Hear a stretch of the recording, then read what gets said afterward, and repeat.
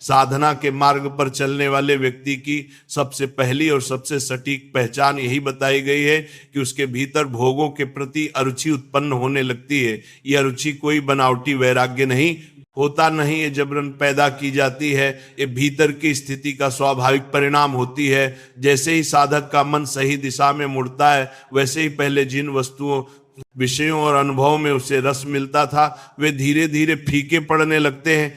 प्रारंभ में ही भोग अच्छे नहीं लगने लगते। जो पहले आकर्षण का केंद्र थे, वही अब मन को बोझ जैसे प्रतीत होने लगते हैं। जब भोग अच्छे नहीं लगते तो स्वाभाविक रूप से उनसे जुड़ी बातचीत भी अच्छी नहीं लगती। विषय वार्ता, भोगों की चर्चा, इंद्रिय सुखों के वर्णन, संसारिक उपलब्धियों की बातें, ये सब साधक को भारी लगने लगती हैं। ग्रंथों की भाषा में इन्हें नरक कोटि की वार्ता कहा गया है, क्योंकि ये मन को नीचे की ओर खींचती हैं। ऐसी बातें सुनने और करने से मन गंदा होता है, चित्त अशांत होता है और भीतर एक ऐसा संस्कार बनता है जो आगे चलकर भारी दुख प्रदान करता है। इसलिए कहा गया कि इन विषयों की चर्चा को प्रारंभ में ही बंद कर देना चाहिए। जैसे गणित में किसी गलत सूत्र को शुरू में ही काट दिया जाता है, नहीं तो आगे पूरी गणना बिगड़ जाती है। साधक जब सही मार्ग का पथिक होता है तो उसका मन धीरे धीरे प्रभु की ओर झुकने लगता है। भोगों से अरुचि का अर्थ शून्यता नहीं है, बल्कि उसका स्थान किसी उच्च रस का ग्रहण करना है। जैसे ही विषयों का आकर्षण कम होता है, वैसे ही प्रभु के नाम, प्रभु के रूप, प्रभु की लीला और प्रभु के गुणों में रुचि उत्पन्न होने लगती है। ये रुचि बाहर से डाली हुई नहीं होती, बल्कि भीतर से फूटती है। साधक स्वयं अनुभव करता है कि उसका मन बार बार उसी ओर जाना चाहता है जहां उसे शांति, तृप्ति और मधुरता मिलती है। यहाँ एक बहु सीधी और कठोर कसौटी दी गई है, जिसमें किसी प्रकार का भ्रम या आत्म प्रवंचना संभव नहीं है। कसौटी ये नहीं है कि आप क्या पहनते हैं, कहाँ रहते हैं, किस मंदिर में जाते हैं या किस संप्रदाय से जुड़े हैं। कसौटी ये है कि आपके 24 घंटे में मन किस ओर अधिक जाता है, कितना समय प्रभु के नाम, रूप, लीला और धाम के चिंतन में जाता है और कितना समय विषयों की आंतरिक बातचीत में चला जाता है। ये आंतरिक बातचीत बहुत सूक्ष्म होती है। बाहर से व्यक्ति मौन में बैठा हो सकता है, आप लोग किचन में जप करता हुआ दिख सकता है, लेकिन भीतर विषयों की फिल्म चल रही हो सकती है। यहीं पर आंतरिक निरीक्षण की बात आती है। मन में अपनी वृत्ति को देखना होगा। यदि भीतर की वृत्ति विषयों की ओर अधिक बढ़ रही है, इनकी बढ़मा पर नहीं होगा, इनकी बढ़मा पर नहीं होगा। यदि बार बार विषय सुखों का चिंतन हो रहा है, तो ये समझ लेना चाहिए कि बाहर चाहे जितना कुछ धार्मिक दिखाई दे रहा हो, भीतर से दिशा गलत है। ऐसे में व्यक्ति प्रभु की ओर नहीं जा रहा, बल्कि धीरे धीरे संसार की ओर ही खिसक रहा है। ये आत्म परीक्षण बहुत आवश्यक है, क्योंकि साधना का वास्तविक क्षेत्र बाहर नहीं, भीतर है। ये भी स्पष्ट किया गया है कि बाहरी परिस्थितियां साधना की गारंटी नहीं होती। कोई व्यक्ति प्रसिद्ध मंदिर में रह रहा हो, किसी बड़े सत्संग भवन में निवास कर रहा हो, या भगवान के किसी पवित्र धाम में जीवन व्यतीत कर रहा हो, इन सबका तब तक कोई अर्थ नहीं है जब तक भीतर की वृत्ति ठीक नहीं है।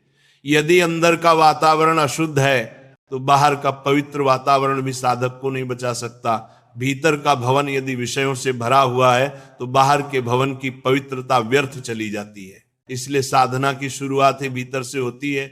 जैसे कोई व्यक्ति घर की सफाई करता है, झाड़ू लगाता है, पोछा लगाता है, कूड़ा बाहर फेंकता है, वैसे ही साधक को अपने हृदय की सफाई करनी होती है। हृदय में जमा हुआ विषय चीज, नतन गंदी बातें, वासनाएं और संसारिक आकर्षण, इन सबको बाहर निकालना पड़ता है। जब तक ये अंदर की सफाई नहीं होती, तब तक भगवत स्मृति टिक नहीं सकती। हृदय मंदिर में यदि भगवत चिंतन नहीं है और केवल विषय चिंतन भरा है, तो ये स्पष्ट संकेत है कि साधना की दिशा अभी ठीक नहीं हुई है। यहीं पर यह बात फिर दोहराई जाती है कि साधना का मूल्यांकन बाहरी आडंबर से नहीं, बल्कि भीतर की प्रवृत्ति से होता है। यदि भीतर विषयों का कूड़ा भरा है, तो चाहे व्यक्ति दिन रात मंदिर में रहे, उसका मार्ग अभी सही अर्थों में प्रारंभ ही नहीं हुआ है। यहाँ आगे स्पष्ट रूप से ये बात रखी जाती है कि साधना में सबसे बड़ा भ्रम ये होता है कि व्यक्ति बाहरी स्थान, बाहरी वातावरण और बाहरी प्रतिष्ठा को ही सब कुछ मान लेता है।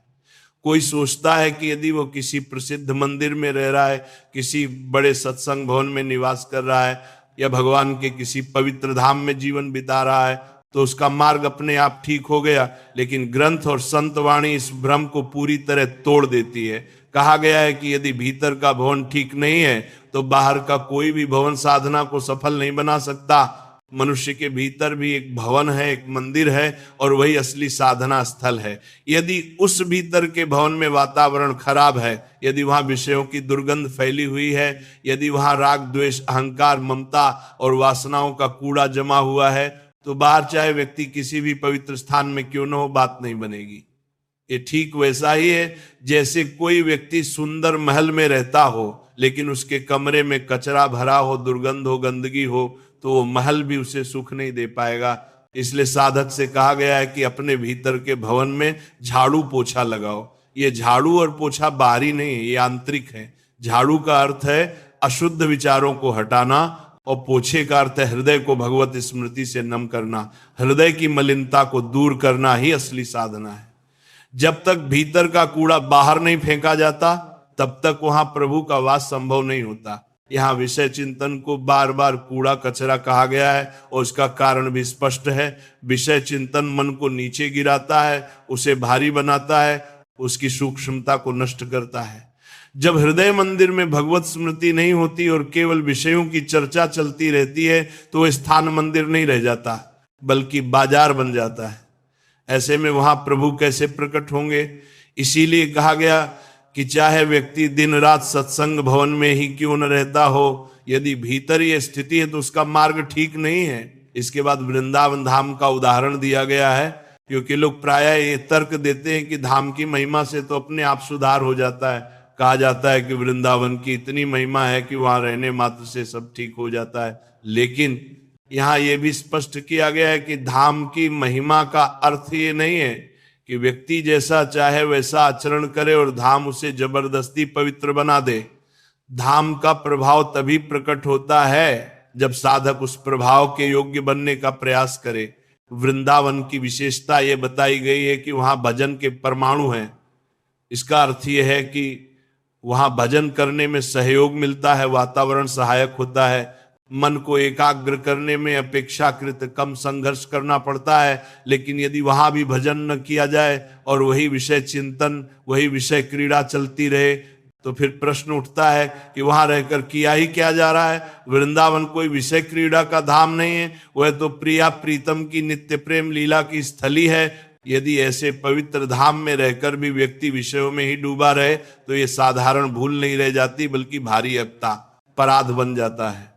क्योंकि जहां प्रेम, त्याग और स्मरण का वातावरण है, वहां विषय भोग का पोषण करना उस स्थान की मर्यादा के विरुद्ध है। इसीलिए यहाँ साधक को झकझोर कर कहा गया है कि समय बहुत कम है, जीवन क्षण भंगुर है। ये सोचते रहने का समय नहीं है कि क्या करूं और क्या न करूं। जो करना है वो स्पष्ट है, भीतर की सफाई। ये भी बताया गया कि राग द्वेष युक्त पुरुष जहां भी रहेगा वही राग द्वेष फैलाएगा। यदि भीतर राग द्वेष भरा है तो वो मंदिर में रहेगा तो मंदिर को भी दूषित करेगा, सत्संग में रहेगा तो सत्संग को भी दूषित करेगा। इसलिए स्थान बदलने से पहले स्थिति बदलनी आवश्यक है। एक एक वृत्ति को भीतर से हटाना होगा। यह कार्य कठिन अवश्य है, लेकिन यही साधना का वास्तविक कार्य है। ये चेतावनी भी दी गई है कि कुछ लोग शास्त्रों का अध्ययन करके उपदेशक बनकर बाहरी रूप से बड़े धार्मिक दिखाई देने लगते हैं, लेकिन अपने हृदय के राग द्वेष को दूर नहीं कर पाते।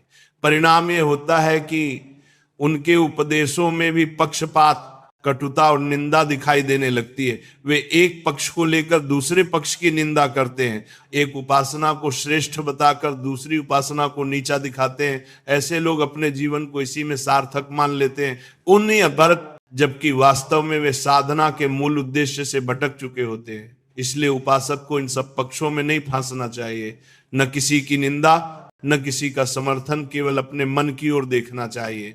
निरंतर इस कसौटी पर अपने आप को कसते रहना चाहिए कि मेरी वृत्तियां किस ओर जा रही हैं। यदि वे भोगों की ओर जा रही हैं तो समझ लेना चाहिए कि अभी चलना प्रारंभ ही नहीं हुआ, और यदि भोगों की ओर से मुख नहीं मोड़ा तो लक्ष्य की प्राप्ति कैसे होगी। यहाँ साधना के एक अत्यंत गंभीर और सूक्ष्म पक्ष को सामने रखा गया है, जिसे साधक अक्सर अनदेखा कर देता है। कहा गया है कि यदि भोगों की ओर से मुख नहीं मोड़ा गया तो ये मान लेना चाहिए कि साधना की यात्रा अभी वास्तव में शुरू ही नहीं हुई है। लक्ष्य की प्राप्ति की बात तो बहुत दूर है, क्योंकि साधना का अर्थ केवल बाहरी क्रियाएं नहीं है, बल्कि अंतर की प्रत्येक वृत्ति को प्रभु के सन्मुख कर देना है।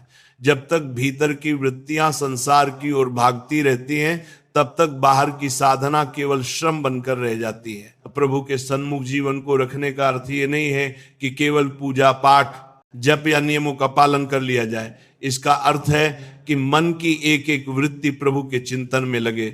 जब साधक भीतर से प्रभु की ओर झुकता है, तब कहा जाता है कि उसका अंतःकरण निष्पाप होने लगता है। लेकिन यदि भीतर की वृत्ति प्रभु में नहीं लगी और बाहर से बड़ी कठिन साधना चल रही है, तो ये भीतर से विषय चिंतन ही कहलाएगा। ऐसी स्थिति को उदाहरण के माध्यम से बहुत स्पष्ट किया गया है। ये उदाहरण उन लोगों का है जो भांग छान कर नौका विहार करने बैठ जाते हैं। वे नाव में बैठकर खेना प्रारंभ करते हैं, पूरा परिश्रम करते हैं, भुजाएं थक जाती हैं, पसीने से लथपथ हो जाते हैं, लेकिन किनारा नहीं आता। बहुत समय बीत जाता है, फिर भी नाव आगे नहीं बढ़ती। वे आपस में चर्चा करते हैं कि इतना परिश्रम करने के बाद भी किनारा क्यों नहीं आया। अंत में जब उतरकर नाव को ध्यान से देखते हैं तो पता चलता है कि नाव खूंटे से बंधी हुई है। भांग के नशे में खूंटा खोलना ही भूल गए थे, पूरा श्रम व्यर्थ चला गया। इसी उदाहरण के माध्यम से हमारी साधना की स्थिति को समझाया गया है। जब हम अहंकार, ममता और देहाभिमान को साथ लेकर इस मार्ग पर चलते हैं, तो हम भी उसी नाविक की तरह होते हैं। हम वर्षों तक साधना करते हैं, नियम निभाते हैं, जप करते हैं, सेवा करते हैं, पर भीतर से एक कदम भी आगे नहीं बढ़ते। बाहर से लगता है कि बड़ी दौड़ लगा की गई है, लेकिन वास्तविक प्रगति शून्य होती है। कारण ये होता है कि अहंकार और ममता का खूंटा अब भी गढ़ा हुआ है। कई लोग कहते हैं कि उन्होंने 50 वर्ष साधना की, जीवन भर परिश्रम किया, लेकिन अंत में अनुभव हुआ कि वे वहीं के वहीं खड़े हैं। इसका कारण यही बताया गया है कि अहंकार और ममता का परिवर्तन नहीं हुआ। सुख का केंद्र संसार ही बना रहा। भले ही साधन देखने में परमार्थिक प्रतीत होते हो, लेकिन साध्य विषय ही रहा। भीतर का लक्ष्य संसार, भोग और मान प्रतिष्ठा ही बना रहा। ऐसे में चाहे जितना समय परमार्थ में लगा दिया जाए, एक कदम भी आगे नहीं बढ़ा जा सकता। यहाँ ये भी स्पष्ट किया गया है कि साधना में अवस्था को नहीं, स्थिति को देखा जाता है। इसलिए किसी की आयु बड़ी होने से, वर्षों की साधना होने से या बड़े पद पर होने से उसे सम्मान नहीं मिलता। सम्मान उस स्थिति को मिलता है जिसमें वो स्थित है। इसी कारण 16 वर्ष के सुखदेव जी को बड़े बड़े महात्मा नमस्कार करते हैं। इसी कारण नारद जी अपने 5 वर्ष के शिष्य प्रहलाद के यश का गान करते हैं और ध्रुव जी के यश का वर्णन करते हैं। आयु छोटी है, लेकिन स्थिति महान है। इसका तात्पर्य यह है कि साधक का अधिकार और उसकी रुचि विषयों में नहीं होनी चाहिए। चाहे वह योग मार्ग का पथिक हो, भक्ति मार्ग का हो या ज्ञान मार्ग का, मार्ग अनेक हो सकते हैं, लेकिन जो वस्तु प्राप्त करनी है वो एक ही है। समस्या ये है कि अधिकांश लोग अभी तक ये तय ही नहीं कर पाए कि उन्हें जाना कहाँ है। वे चल तो रहे हैं, पर यह स्पष्ट नहीं है कि किस दिशा में जा रहे हैं। बाहर से वे भगवत मार्ग के पथिक दिखाई देते हैं, लेकिन भीतर विषयों का चिंतन, मान प्रतिष्ठा की लालसा और राग द्वेष की छोटी छोटी प्रतिक्रियाएं चलती रहती हैं। ऐसी स्थिति में अनुकूल परिस्थितियों में प्रसन्न होना और प्रतिकूल परिस्थितियों में क्रोधित हो जाना, यह सब संकेत है कि साधना अभी स्थिर नहीं हुई है। व्यक्ति परमार्थ के मार्ग पर खड़ा तो है, लेकिन आगे बढ़ नहीं पा रहा। वह भूल कर रहा है और उसी स्थान पर खड़ा रह जाता है। जब तक भीतर की वृत्तियां नहीं बदलती, तब तक साधना केवल नाम मात्र की रह जाती है। यहाँ आगे साधक को अत्यंत व्यावहारिक और अनिवार्य आत्म परीक्षण की ओर ले जाया गया है। कहा गया है कि साधना के आरंभ में ही साधक को 2 बातों को गंभीरता से देखना चाहिए। पहली बात यह है कि जो रास्ता उसने चुना है वो वास्तव में सही है या नहीं। सही रास्ता वही माना गया है जो आचार्य, गुरुदेव और शास्त्र तीनों से मेल खाता हो। यदि इन तीनों में एक रूपता है तो फिर वहां संशय करने की कोई आवश्यकता नहीं रह जाती, क्योंकि आचार्य भगवान का स्वरूप है, गुरुदेव भगवान का स्वरूप है और शास्त्र भी भगवान का स्वरूप है। तीनों की वाणी का सार एक ही होता है। भले ही प्रस्तुति भिन्न हो, यह भी बताया गया कि आचार्य और गुरुदेव जहां जहां उपदेश करते हैं उनका सार अंततः एक ही बिंदु पर आकर ठहरता है। निरंतर भगवत अनुशीलन, निरंतर भगवत चिंतन, चाहे ज्ञान मार्ग की बात हो, चाहे योग मार्ग की बात हो या भक्ति मार्ग की, अंत में चित्त वृत्ति को एक दिशा में स्थिर करना ही लक्ष्य है। योग मार्ग में चित्त वृत्तियों का निरोध करके उन्हें परमात्मा में लगाना कहा गया है। ज्ञान मार्ग में चित्त वृत्तियों को रोककर अपने स्वरूप में स्थित होना कहा गया है। भक्ति मार्ग में चित्त की प्रत्येक वृत्ति को भगवान को अर्पित कर देना कहा गया है। शब्द अलग हैं, विधि अलग दिखाई देती है, लेकिन बात एक ही है। जब साधक यह निश्चय कर लेता है कि उसका रास्ता ठीक है, उसका लक्ष्य स्पष्ट है, उसका आराध्य देव निश्चित है, तब उसे इधर उधर पूछने की आवश्यकता नहीं रहती। उदाहरण के रूप में वृंदावन धाम, नवकुंज, प्रिया प्रीतम की 8 पहर की सेवा, उनका 8 पहर चिंतन, लीला और गुणगान का उल्लेख किया गया है। जब लक्ष्य इतना स्पष्ट हो जाए तब साधक के भीतर ये स्थिति आनी चाहिए कि अब उसे ये जानने की आवश्यकता नहीं कि उपासना क्या है, उपास्य कौन है और साध्य क्या है। ये सब भीतर पक्का हो जाना चाहिए। अब दूसरी बात सामने आती है और वह है प्रमाद से बचना। रास्ता तय हो गया, लक्ष्य निश्चित हो गया, लेकिन यदि चलने में प्रमाद आ गया तो सब व्यर्थ हो सकता है। यहां प्रमाद का अर्थ केवल आलस्य नहीं है, बल्कि एक सूक्ष्म मानसिक स्थिति है। प्रमाद का अर्थ है जो करना चाहिए उसे न करना और जो नहीं करना चाहिए उसे कर बैठना। साधक के जीवन में प्रमाद की कोई गुंजाइश नहीं होनी चाहिए। चाहे जैसी परिस्थिति आए, चाहे कितनी ही कठिनाई हो, जो नहीं करना है वो नहीं करना है, भले ही प्राण चले जाएं, और जो करना है वो करना है, चाहे प्राण चले जाएं। ये मार्ग इतना आकर्षक बताया गया है कि रास्ते में अनेक सुंदर वस्तुएं, अनेक मोहक दृश्य, अनेक सुखद प्रस्ताव सामने फेंके जाएंगे। प्रेम का मार्ग अत्यंत सूक्ष्म होता है।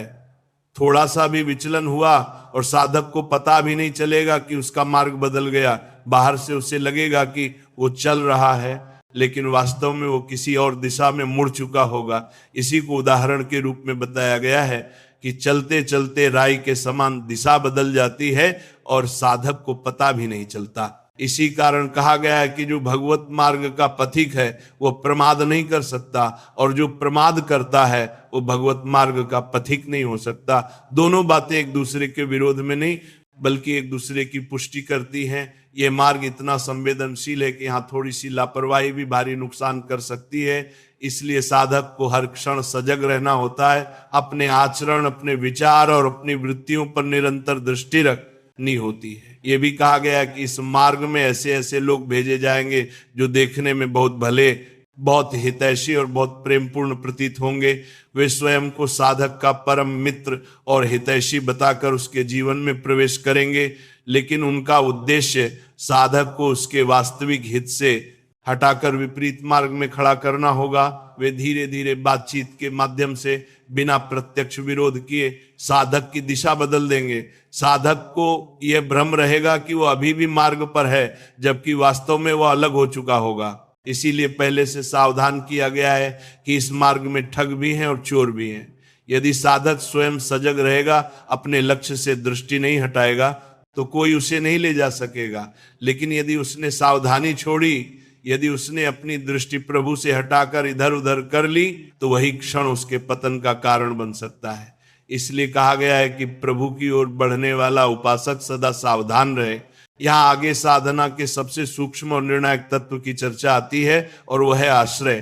कहा गया है कि जो व्यक्ति भगवत आश्रय में होता है उसे वास्तव में कोई भ्रष्ट नहीं कर सकता, लेकिन फिर भी साधक को सावधान रहना आवश्यक है। सावधानी का अर्थ ये नहीं है कि भय में जिया जाए, बल्कि इसका अर्थ है कि अपनी निर्भरता को ठीक स्थान पर रखा जाए।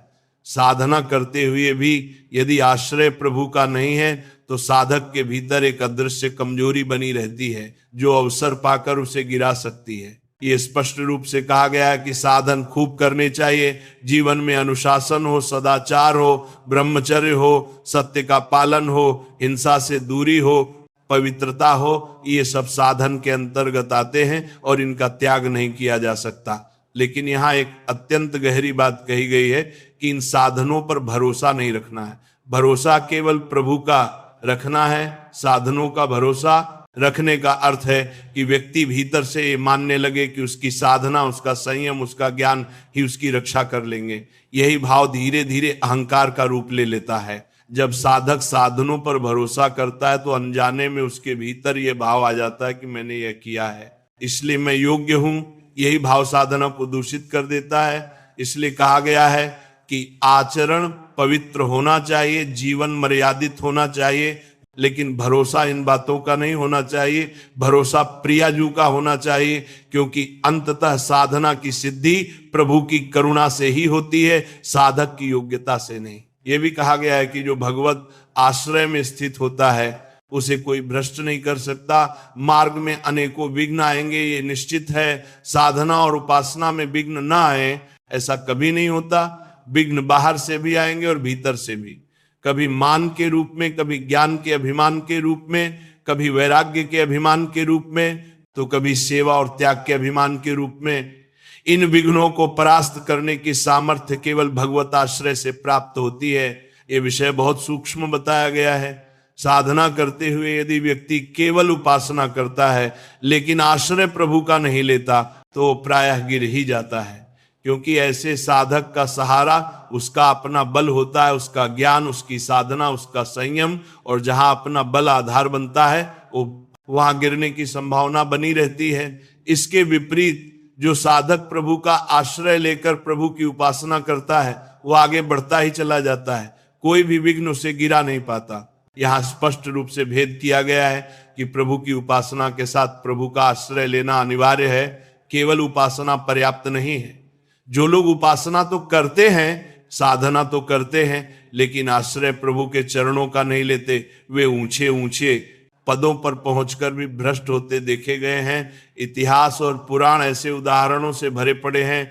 ज्ञान, साधना और नियम संयम का अभिमान व्यक्ति को ऊपर उठाता हुआ दिखाई देता है, लेकिन वही उसे गिरा भी देता है। इसके विपरीत भगवत आश्रय का पतन नहीं होता। जो अपने ज्ञान, अपनी बुद्धि, अपनी साधना को छोड़कर सब आशाएं त्याग कर केवल प्रभु के दास बन जाते हैं, उनके लिए भवसागर पार करना श्रम साध्य नहीं रहता। वे सहज भाव से अनायास ही आगे बढ़ते चले जाते हैं। उनके लिए नाम जप ही नौका बन जाता है और प्रभु स्वयं नाविक बन जाते हैं। ये भी कहा गया है कि साधनों से गिराया जा सकता है, लेकिन भगवत आश्रय से नहीं।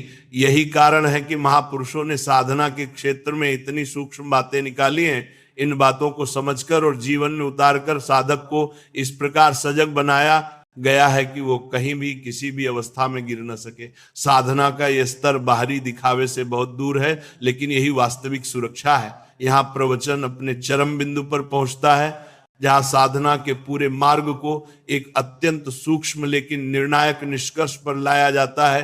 कहा गया है कि भगवत आश्रय में स्थित साधक को वास्तव में कोई गिरा नहीं सकता। इसका अर्थ यह नहीं है कि उसके जीवन में कठिनाइयां नहीं आएंगी, बल्कि इसका अर्थ यह है कि उन कठिनाइयों के बीच भी वो भीतर से सुरक्षित रहता है। उसके भीतर एक ऐसा आधार होता है जो किसी भी परिस्थिति में डगमगाता नहीं। यह आधार उसका ज्ञान नहीं है, उसकी साधना नहीं है, उसका वैराग्य नहीं है, बल्कि केवल और केवल प्रभु का आश्रय है। ये बात बार बार स्पष्ट की गई है कि जो व्यक्ति अपने ज्ञान पर, अपनी बुद्धि पर, अपनी साधना पर या अपने नियम संयम पर टिक जाता है, उसके भीतर सूक्ष्म अभिमान जन्म ले लेता है। वह स्वयं ये अनुभव भी नहीं कर पाता कि उसके भीतर अभिमान आ गया या है। उसे लगता है कि वो बहुत शुद्ध है, बहुत स्थिर है, बहुत ऊंचे स्तर पर पहुंच गया है, लेकिन यही स्थिति सबसे अधिक खतरनाक होती है। ऐसे अनेक उदाहरण बताए गए हैं जहां व्यक्ति ऊंचे ऊंचे पदों तक पहुंचा, समाज में प्रतिष्ठा मिली, लोगों ने सम्मान किया, लेकिन भीतर से वो प्रभु के आश्रय से हट चुका था।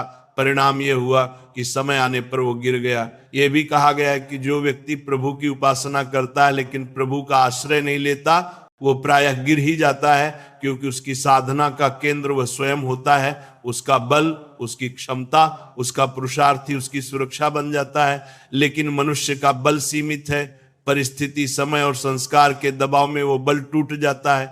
जब वो टूटता है तब साधक के पास कोई आधार नहीं बचता। इसके विपरीत जो साधक ये स्वीकार कर लेता है कि मैं कुछ भी नहीं हूं, मेरी कोई सामर्थ्य नहीं है, मेरी रक्षा केवल प्रभु ही कर सकते हैं, वही साधक वास्तव में सुरक्षित हो जाता है। ऐसा साधक साधना करता है पर यह भाव रख कर करता है कि यह सब प्रभु की कृपा से हो रहा है। वह नाम जपता है पर यह जानकर कि नाम की शक्ति भी प्रभु की ही है।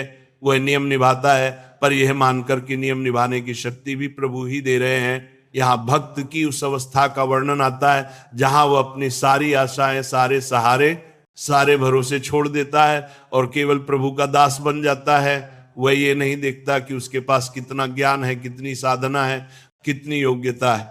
वो केवल ये देखता है कि उसका मन प्रभु के चरणों में टिका हुआ है या नहीं। ऐसी स्थिति में नाम जप उसके लिए कठिन साधना नहीं रह जाता, बल्कि सहज श्वास प्रश्वास की तरह हो जाता है। भवसागर उसके लिए विशाल और भयावह नहीं रहता, बल्कि पार करने योग्य हो जाता है। यह भी बताया गया है कि साधना के क्षेत्र में वो विघ्न अवश्य आएंगे। कोई साधक ऐसा नहीं है जिसके मार्ग में विघ्न ना आए हों, लेकिन उन विघ्नों से गिरना या न गिरना इस बात पर निर्भर करता है कि आश्रय कहाँ है। यदि आश्रय प्रभु का है तो विघ्न साधक को और अधिक नम्र बनाते हैं और उसे और गहरा बना देते हैं। यदि आश्रय अपना है तो वही विघ्न साधक को तोड़ देते हैं। इसी कारण महापुरुषों ने साधना की इन आंतरिक बातों को अत्यंत सूक्ष्मता से प्रकट किया है। ये बातें बाहर से देखने में साधारण लग सकती हैं, बाहर से बाधा प्रकट की है एक सभी, लेकिन इन्हीं पर साधक का पूरा जीवन टिका होता है। यदि साधक इन बातों को समझकर अपने जीवन में उतार लेता है तो फिर वो किसी भी अवस्था में क्यों न हो, किसी भी परिस्थिति में क्यों न हो, उसके गिरने का प्रश्न ही नहीं उठता। साधना का यही अंतिम रहस्य है और यही वह आधार है जिस पर पूरा भगवत मार्ग स्थिर रहता है। यहाँ साधना के अंतिम और सबसे सूक्ष्म निष्कर्ष को और गहराई से स्पष्ट किया गया है। कहा गया है कि भगवत आश्रय केवल एक विचार या भावना नहीं है, बल्कि यह साधक की संपूर्ण जीवन दृष्टि बन जानी चाहिए। जब तक आश्रय केवल शब्दों में रहता है तब तक वो संकट के समय काम नहीं आता, लेकिन जब आश्रय साधक के भीतर इतनी गहराई से बैठ जाता है कि हर स्थिति में, हर निर्णय में, हर भाव में प्रभु ही आधार बन जाते हैं, तब साधक की साधना एक नई स्थिरता प्राप्त कर लेती है। ये भी बताया गया कि साधना करते हुए मनुष्य को बार बार ये भ्रम हो सकता है कि अब वह सुरक्षित है, अब उसे गिरने का भय नहीं रहा, लेकिन यही सोच सबसे बड़ा खतरा बन जाती है। इसलिए सावधानी को अंतिम क्षण तक बनाए रखना आवश्यक है। सावधानी का अर्थ डरना नहीं है, बल्कि जागरूक रहना है। जैसे कोई व्यक्ति पहाड़ की धार पर चलता है तो वह भयभीत नहीं होता, लेकिन सजग रहता है। एक क्षण की असावधानी भी भारी पड़ सकती है। इसी प्रकार भगवत मार्ग पर चलते हुए सब हर जगता बनी रहनी चाहिए। यह भी कहा गया है कि इस मार्ग में आने वाले विघ्न केवल बाहर से नहीं आते, कई बार सबसे बड़ा विघ्न भीतर से उठता है। भीतर से ये भाव उठता है कि अब मेरी साधना बहुत गहरी हो गई है, अब मैं दूसरों से आगे निकल गया हूं, अब मुझे किसी की आवश्यकता नहीं है। ये भाव साधक को भीतर ही भीतर खोखला कर देता है।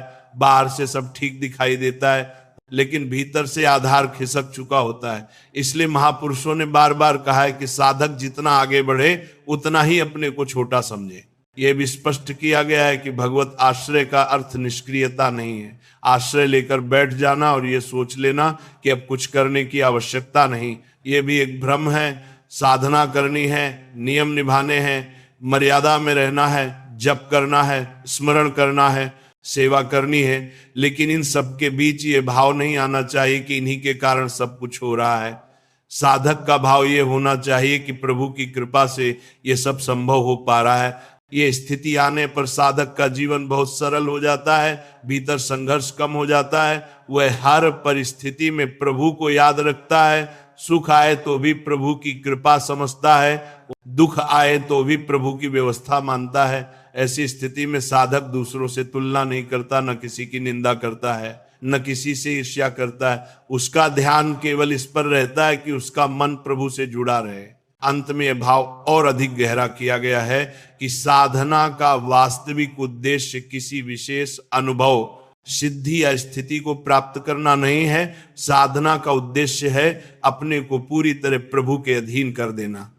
जब यह भाव पूर्ण रूप से जागृत हो जाता है, तब साधक का जीवन स्वयं साधना बन जाता है। उसे अलग से कुछ करने की आवश्यकता नहीं रह जाती। उसकी प्रत्येक श्वास, प्रत्येक विचार और प्रत्येक कर्म प्रभु की ओर ही बहने लगता है। यही वो अवस्था है जहां साधना अपने चरम पर पहुंचती है और साधक भीतर से स्थिर, शांत और सुरक्षित हो जाता है।